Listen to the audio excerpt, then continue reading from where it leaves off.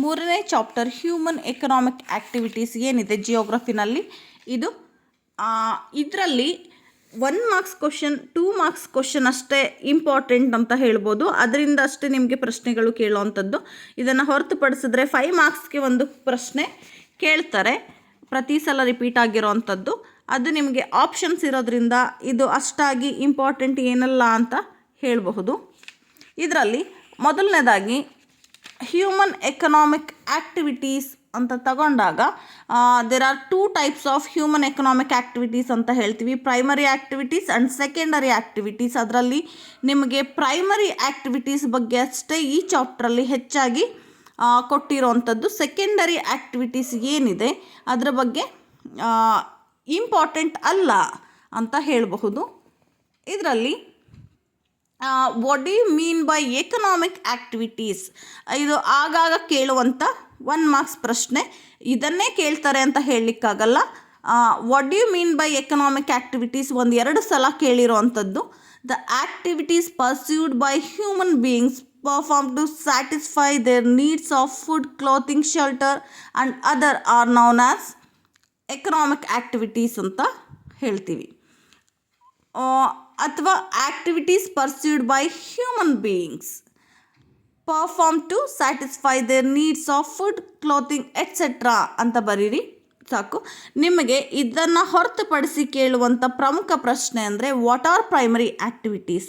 ಇದು ಪ್ರತಿ ಸಲ ಕೇಳಿರುವಂಥ ಪ್ರಶ್ನೆ. ವಾಟ್ ಆರ್ ಪ್ರೈಮರಿ ಆ್ಯಕ್ಟಿವಿಟೀಸ್ ಇದು ಕೇಳ್ತಾರೆ. ಅಂದರೆ ಪ್ರೈಮರಿ ಆ್ಯಕ್ಟಿವಿಟೀಸ್ ಯಾವುದು ಅಂತ ಇದರ ಅರ್ಥ. ನೇಮ್ ಎನಿ 2 ಪ್ರೈಮರಿ ಆ್ಯಕ್ಟಿವಿಟೀಸ್ ಅಂತ ಕೇಳ್ಬೋದು. 1 ಮಾರ್ಕ್ಸ್ಗೆ ಕೇಳೋದ್ರಿಂದ ಯಾವುದಾದ್ರೂ 2 ಬರೆದ್ರೆ ಸಾಕು. Primary activities such as food gathering, hunting, lumbering, animal rearing, fishing, agriculture and mining etcetera. ಇದರಲ್ಲಿ ನೀವು ಈಸಿ ಆಗಿರೋವಂಥದ್ದು ಯಾವುದಾದ್ರೂ 2 ಬರೀರಿ. Fishing, agriculture, mining. ಇದಕ್ಕೆ 1 ಮಾರ್ಕ್ಸ್ ನಿಮಗೆ ಕೊಡ್ತಾರೆ.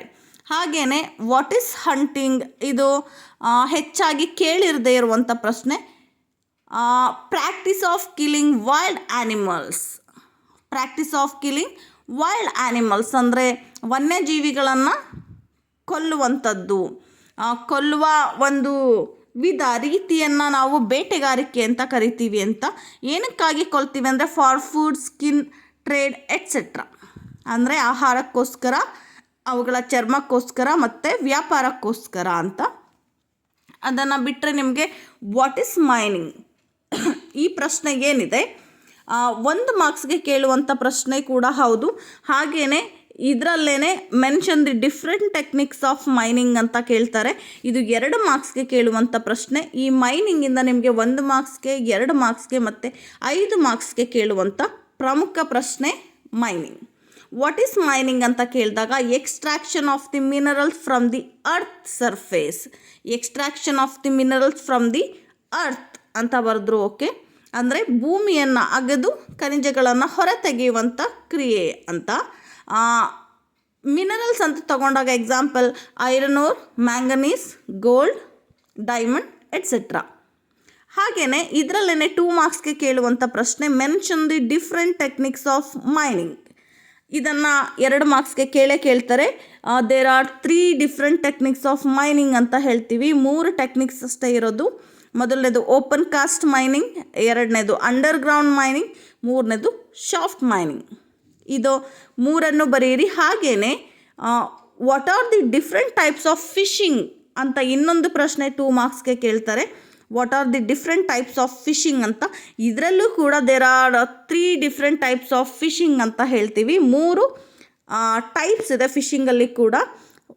1ನೇದು fresh water fishing, second one coastal fishing and third one open sea fishing ಅಂತ ಹೇಳ್ತೀವಿ.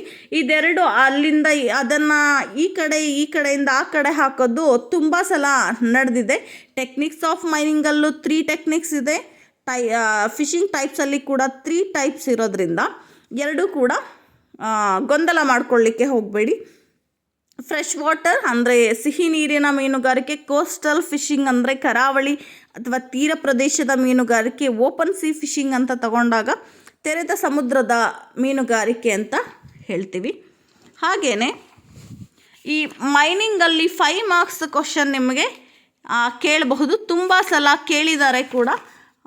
ಇಲ್ಲಿ ಕೇಳುವಂಥ ಪ್ರಶ್ನೆ, what is mining, explain the types, advantages and disadvantages of mining. ಇದು ತುಂಬ ಸಲ 5 ಮಾರ್ಕ್ಸ್ಗೆ ಕೇಳಿರುವಂಥ ಪ್ರಶ್ನೆ. ಅದರಲ್ಲಿ ವಾಟ್ ಈಸ್ ಮೈನಿಂಗ್ ಅಂದರೆ 1 ಮಾರ್ಕ್ಸ್ಗೆ ನೀವು ಕಲ್ತಿರ್ತೀರ. Extraction of minerals from the earth such as iron ore, manganese, gold, diamond etcetera. Types of mining ಅಂತ ತಗೊಂಡಾಗ open cast mining, underground mining, shaft mining.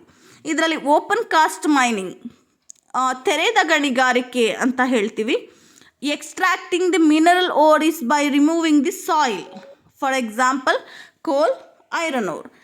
ಭೂಮಿಯ ಮೇಲ್ಮೈನ ಮಣ್ಣನ್ನು ಅಗೆಯುವ ಮೂಲಕ ಖನಿಜಗಳನ್ನು ಹೊರತೆಗೆಯುವಂಥದ್ದು ಅಂತ. ಅಂಡರ್ಗ್ರೌಂಡ್ ಮೈನಿಂಗ್ ಅಂತ ತಗೊಂಡಾಗ method of extracting mineral ores from the greater depth through drilling and pumping.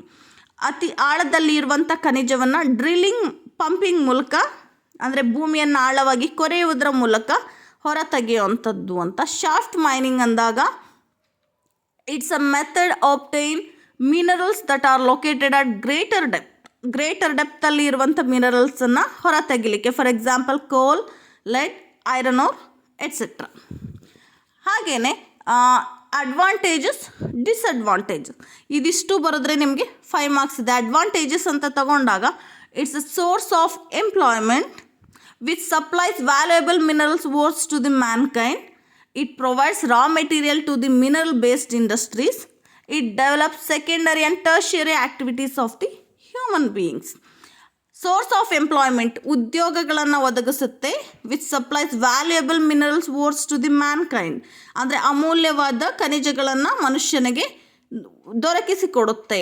It provides raw materials to the mineral based industries ಖನಿಜ ಆಧಾರಿತ ಕೈಗಾರಿಕೆಗಳಿಗೆ ರಾ ಮೆಟೀರಿಯಲ್ ಕಚ್ಚಾ ವಸ್ತುಗಳನ್ನು ದೊರಕಿಸಿಕೊಡುತ್ತೆ. ಹಾಗೆಯೇ it develop secondary tertiary activities of the human beings. Secondary tertiary ಅಂದರೆ ದ್ವಿತೀಯ ಮತ್ತು ತೃತೀಯ ಎಕನಾಮಿಕ್ ಆ್ಯಕ್ಟಿವಿಟೀಸ್ ಏನಿದೆ ಅವುಗಳನ್ನು ಡೆವಲಪ್ ಮಾಡಲಿಕ್ಕೆ ಇದು ಕಾರಣ ಆಗುತ್ತೆ ಅಂತ. ಹಾಗೆಯೇ ಡಿಸ್ಅಡ್ವಾಂಟೇಜಸ್ ಅಂತ ತಗೊಂಡಾಗ minerals are exhaustible in its nature. Minerals are exhaustible ಅಂತ ಬರೀರಿ, ಅಂದರೆ ಖನಿಜ ಮುಗಿದು ಹೋಗುತ್ತೆ ಅನ್ನೋ ಅರ್ಥ. ಹಾಗೆಯೇ water resource are affected and polluted. ಜಲ ಸಂಪನ್ಮೂಲ ಈ ಗಣಿಗಾರಿಕೆಯಿಂದ ಹಾಳಾಗುತ್ತೆ ಎನ್ನುವಂಥ ಅರ್ಥ.